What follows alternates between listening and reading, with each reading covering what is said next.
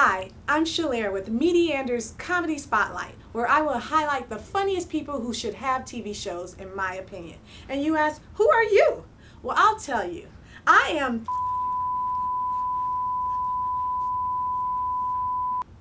And that's why I should highlight the funniest people who should have shows.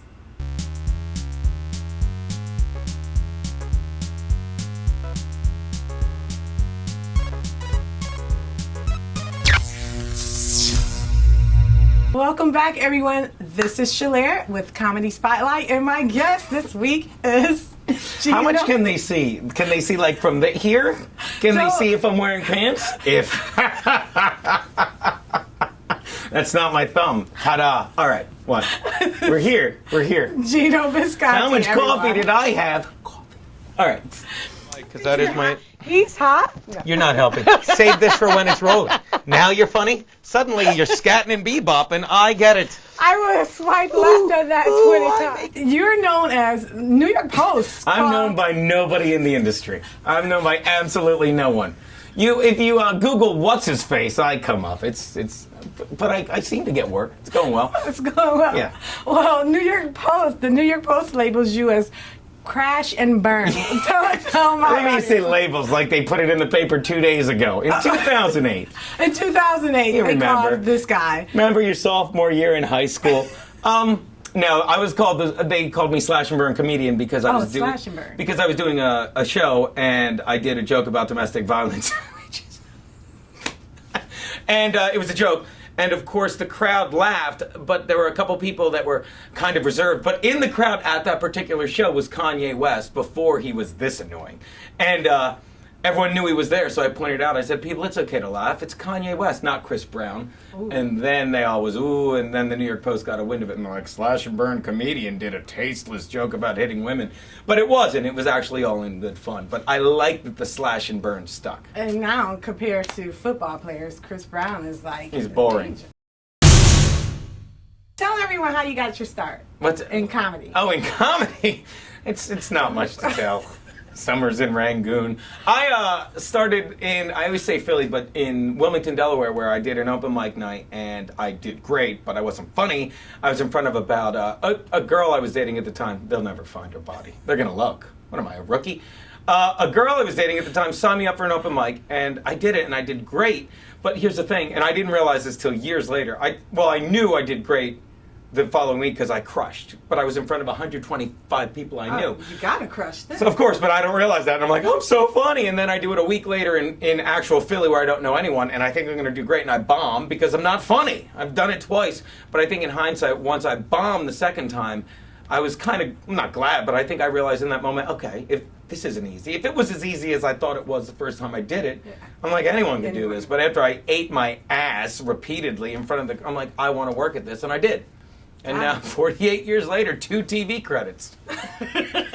But you work with some really notable people. Yes. Artie Lange, like that's. I'm a regular. I call myself. I like to say, if I can give myself a little credit, I say I'm Artie Lange's Artie Lange because I'm on his podcast every day and I sit on his right hand side and just poke him like this. Hey, buddy. Hey, buddy. What is it Sometimes I'll feed him a banana. It's fantastic. Hi, Artie. I love Artie. Artie's so one of much. the greatest guys in the business, and a lot of times when I tweet about him, I'll put the hashtag meal ticket because he takes care of so many people. One of my favorite books of all times, Too Fat to Fish. Like, I love it. He's so funny. I think that the Too Fat to Fish book is so funny because that's just Artie. So funny. But I like that book more, and I think that book has more texture when he came out with the second book, Crash and Burn, because that was his way of saying, all right, look, I'm funny. I know I'm funny. I gave you all these great stories that you laughed at, but if you really are a fan of Artie, he's like, come on.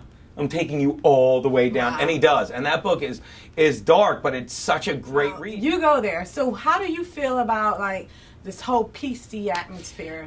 I think, I said this the other day, and I have these moments where I say something and I'm like, did I say that? Yeah. Usually in court. But this time, it was true. Because they said, they use the phrase, and we've all heard this, the PC police. And I said, you know who are held captive by the PC police? The people that are politically correct. Like, we're joking around. I do tons of jokes about blacks and gays for the cameraman. And thanks for winking. And I get away with it. You know why? Because I like everyone. I do. Even colors. I do. But when people are like, and what I like to do, and I say this all the time with my act, I'm not kidding, I like to take the punchline and put it right in your face. You remember your prom. And then people can either laugh because they know it's a joke, but if people don't, and this gets back to that question from 3 hours ago about political correctness, well then you're afraid. Right. Like what you've got going on in your head is like, maybe I better not laugh because I don't know if I'm okay with it, or worse yet, I don't think if other people know if I'm okay with it. I'm fine with it. Right. I have a problem with people like, oh, you know, I can say this word and you can stop it. You know, it's like, so that's my, like, I've never been shackled, no offense, shackled, I loved Roots, by, never saw it, please, 3 hours, just watch Love Boat. Nipsey Russell's on it a couple times.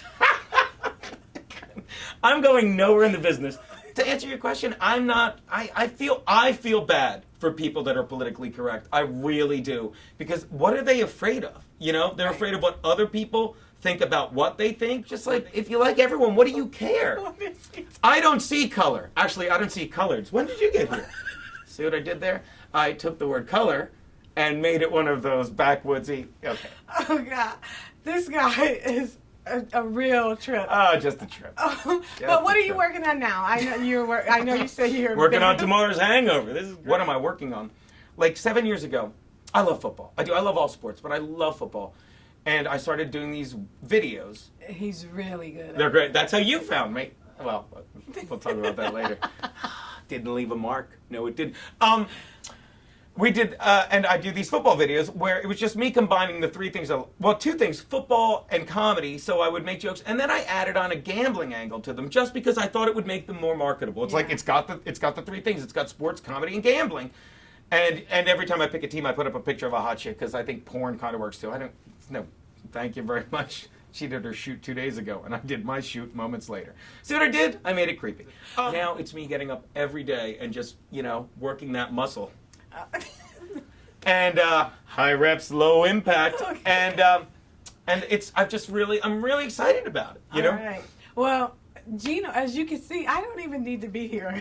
I love this guy. He's so funny and he's so edgy. That's what I like. I love edgy comedy, and you do not care. You're just like, whatever. And I'm just, hey, I'm here to have fun. The only people that care less is the industry about me. Can we catch you somewhere soon?